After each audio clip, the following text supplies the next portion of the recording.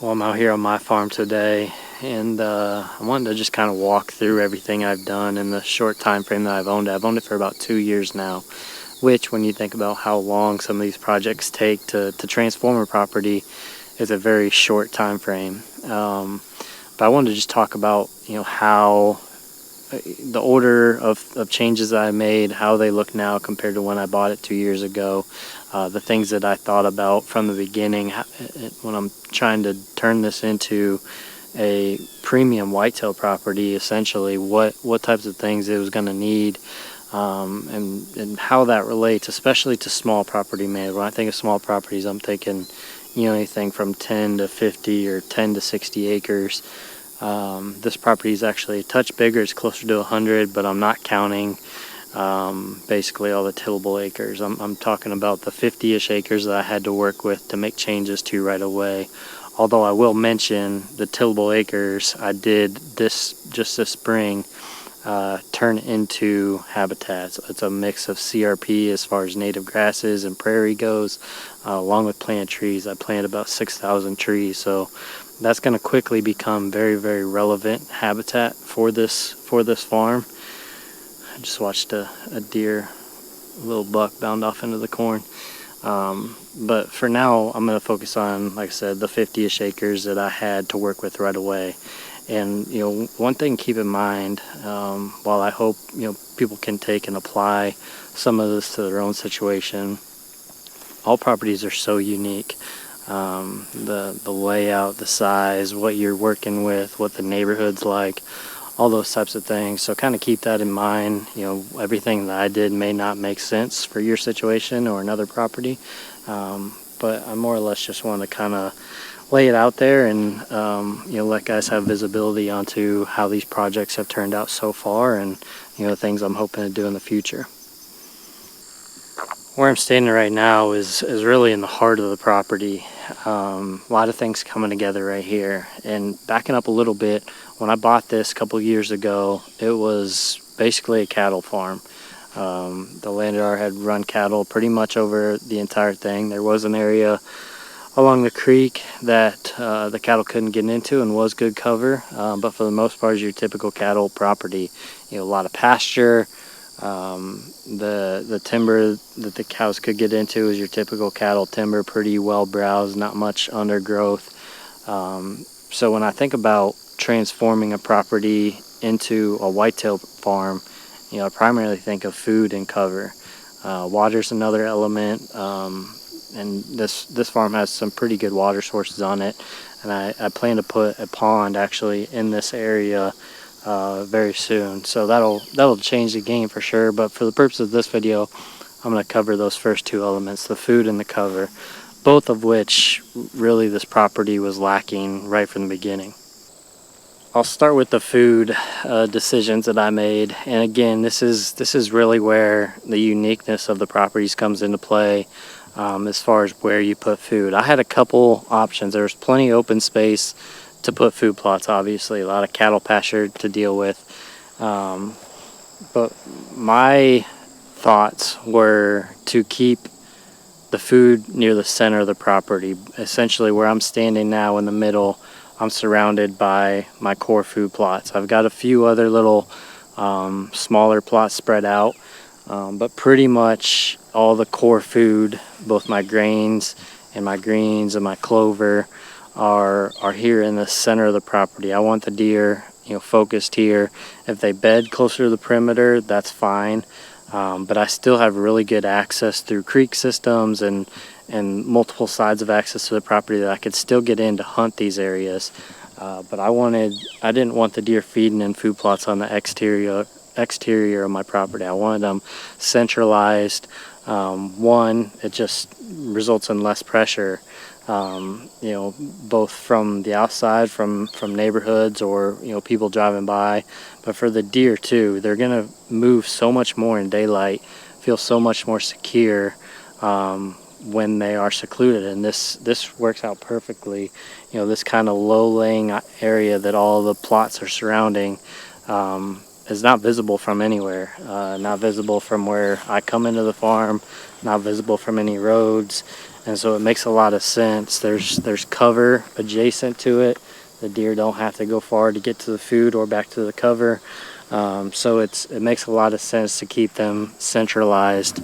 And so that was one of the first decisions I made was, okay, where do I want to put food? Really studied the map, studied the neighborhood, and ultimately decide on this layout. So I want, obviously, my late season, I call it destination food. They're not very big grain plots. I got 1.5 acres of corn up here above my shoulder, and then I got 1.5 acres of beans back over here. So I got my two kind of late season grain sources. One aspect of food that I think gets overlooked is the year-round food, not just planting food for the hunting season. And so that's where, to me, it's hard to beat the clover chicory, being a perennial. I knew I wanted to have a decent amount of acres or spots throughout the farm that had this on a year-round basis. So this clover chicory behind me goes all the way around and kind of wraps up into a lane that goes up in that timber. So got a good section of clover chicory here, got more over here, got more on the other side of the creek. That keeps a lot of deer in and on around the property almost year-round. It's as close to a year-round food source as you can get, aside from maybe 2 of the months in the dead winter, which is where the grains and some of the brassicas and stuff are gonna kind of fill in that gap. So coming up to my other grain plot, again, it's not big. It's about 1.5 acres. I have it in soybeans this year, and it's a little weedy. It's just based on not enough hours in the day to take care of everything, but overall the beans look pretty good. Again, 1.5 acres here. To create some diversity though, ever since I've got this farm, I've been planting this area into brassicas. So you can see how nice they're coming up. Essentially it's adjacent to the soybeans here. Anytime I think you can, either have greens and grain together or just some type of diversity, you're increasing the use of that area. The deer don't have to go somewhere else at different times of the year when, their food preferences change.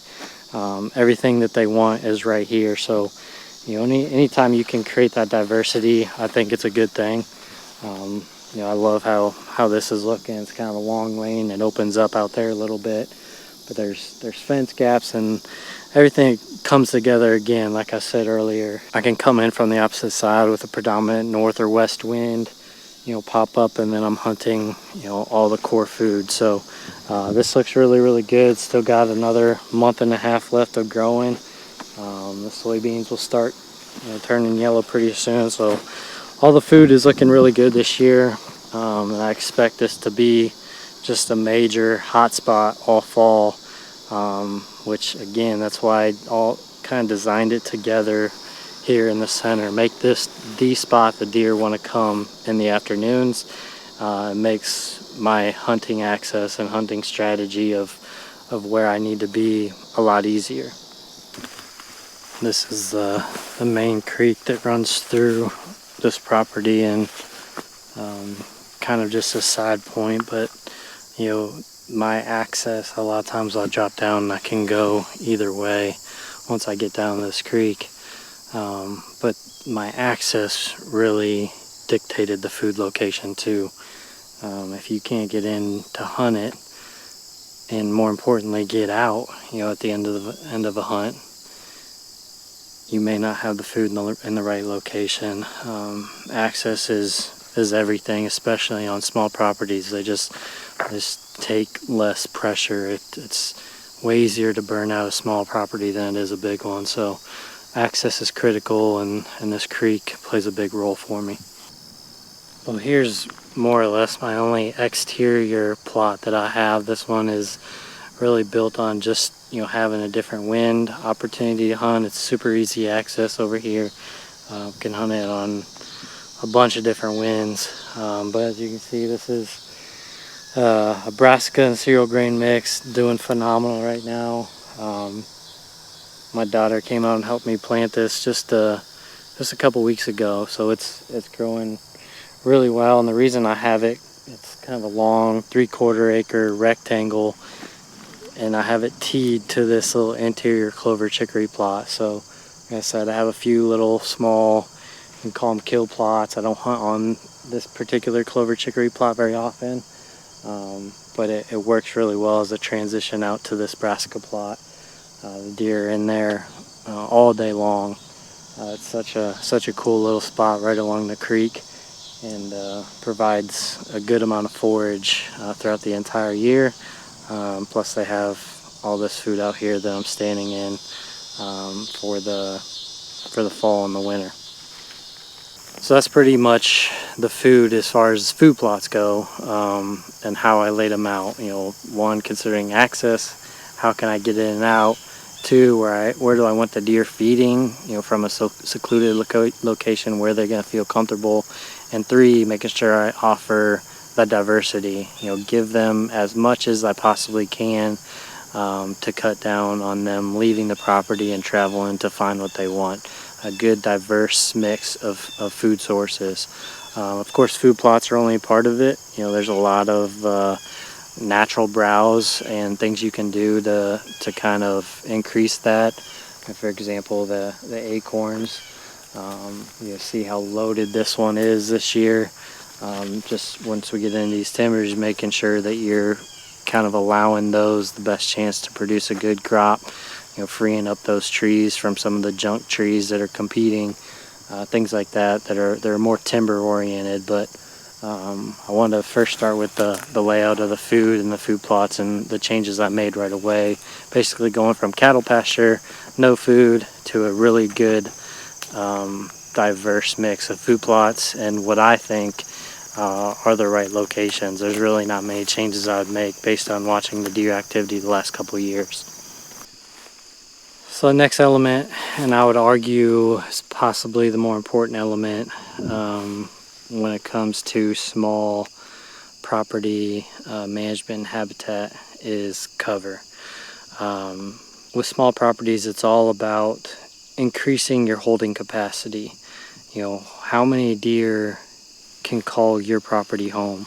How many deer can you support? And the food certainly helps with that. Food definitely increases the amount of deer utilizing your property, but you got to have room for them. You got to have cover. You got to have good bedding for them, and that was certainly something this property was lacking, and I'm definitely still adding to it. I mentioned, you know, the big CRP project that I have going on, which is gonna, you know, add 40 plus acres worth of habitat. But one of the first things I did to help achieve that goal of increasing the holding capacity is come in this section of timber. It's not very big, maybe 5 acres, but it was your typical cattle timber. Very, very browsed down, big mature trees that were canopied over, again affecting the amount of understory that could grow in here. There's a bunch of pasture walnuts, you know, not super high quality, but worth something. So I came in here and did a select cut of some of the better walnuts in here to get some of that money to put back into the property. You know, obviously, anytime I shouldn't say anytime, but most of the time, you know, for most guys, the income matters, and I'm certainly in that category. So to be able to get some, my goal with this was dual purpose. One, I got some income to put back into the property with some of these projects, but two, again, these mature trees were shading out everything, not allowing some of this understory, some of this good browse, good cover to grow up. And by taking some of those out, you know, one, they leave the treetops behind, so that's instant horizontal ground level cover. You know, the deer are going to browse on it, they're going to bed up against it. You're going to get some of the other vegetation growing up, creating good bedding. But two, the biggest thing is to open up the canopy. And I don't know how well you can see this, but just looking around, you know, there's the top of a tree right here, but you look how much sky is exposed in this area, and you look how much the understory has exploded. I mean, this stuff is way taller than my head, and there's beds all around here. Deer using it. I barely come into this section anymore. In fact, it's been a while, so it's good to get in here and see it, but it's just exploded as far as the amount of vegetation. It's so much different than what it was 2 years ago when I bought it. So you talk about holding capacity, way more bedding for deer. And two, again, back to the whole small property and burnout and bumping deer.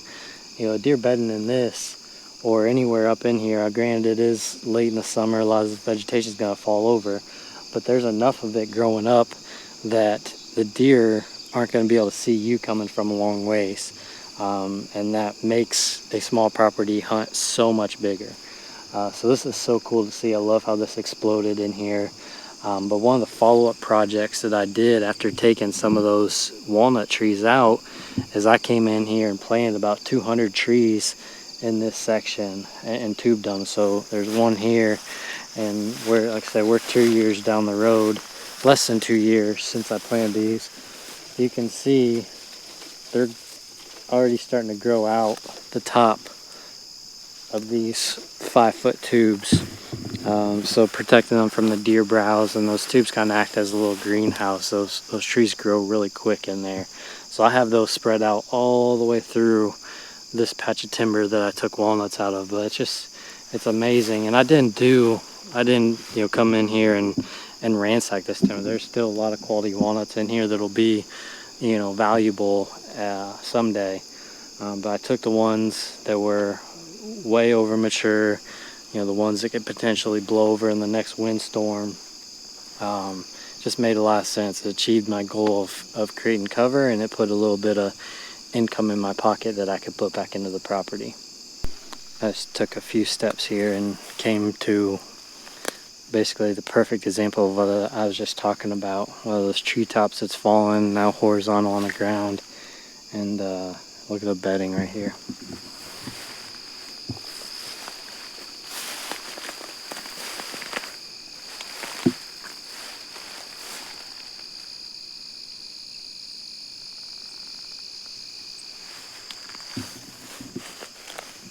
Just a perfect little bed. Deer can bed up against it. You have a wind coming over their back.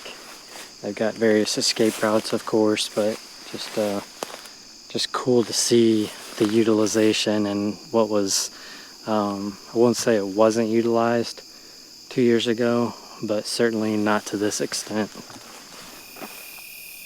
Came up on the hill, you can kind of see this section of timber a little bit better and how much more open it is now, the amount of sunlight coming through in these different sections. Oh, how well you can see with some of my tree tubes back in here.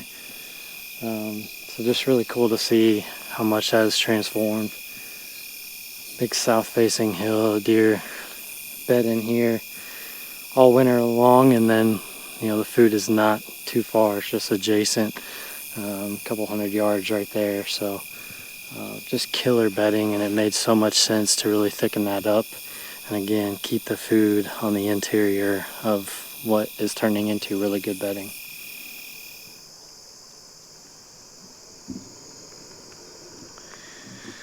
Well, as you can see, I'm in a little bit different kind of timber now. So this was the best cover and habitat on this property when I first purchased it 2 years ago. This was a tree program that the cattle didn't get into, the CRP program, where all these trees were planted in rows. These trees were planted just shy of 30 years ago. And so anytime you do that, you plant a lot of trees to the acre, and from there you periodically are supposed to do mid-contract management to thin it out so these trees aren't competing with each other. While I came in here, it definitely needed more thinning. These trees grew great, but the problem is there's so many of them, and all they're doing is kind of stunting the growth of each other. You're just getting a lot of good species, a lot of good oaks, a lot of some walnut, some silver maple, some cherry, and a little bit, and a number of other species as well, but they're all competing with each other. So really this needed to be thinned out, both to release the best trees, to give them the best chance to grow and to produce, but also get a little more sunlight to the floor, so you're not getting this shaded canopied forest floor that's not really producing any browse. So that first late winter and the last 2 years, I guess both winters, I've come in here and done a bunch of TSI work. You can see, just try to find an area up here. The biggest part of this, like I said, all really good species, so you're picking and choosing. You're actually cutting good trees. You're not cutting quote-unquote junk trees that you just don't want in here. You have to pick and choose some of the better oaks and whatever your desirable species are, and you have to cut the ones that aren't doing as well, that maybe don't have the best chance to become your best producing trees. So I would go through, and I actually had the forester come out and kind of help me pick and choose a little bit, but picking the best trees and freeing up the others. You can see a number of trees that I fell all the way through here, creating that open canopy, exploding. I can see some young trees coming up in that area where the sunlight's hitting, and again, it's giving the better trees the best chance to grow and to thrive.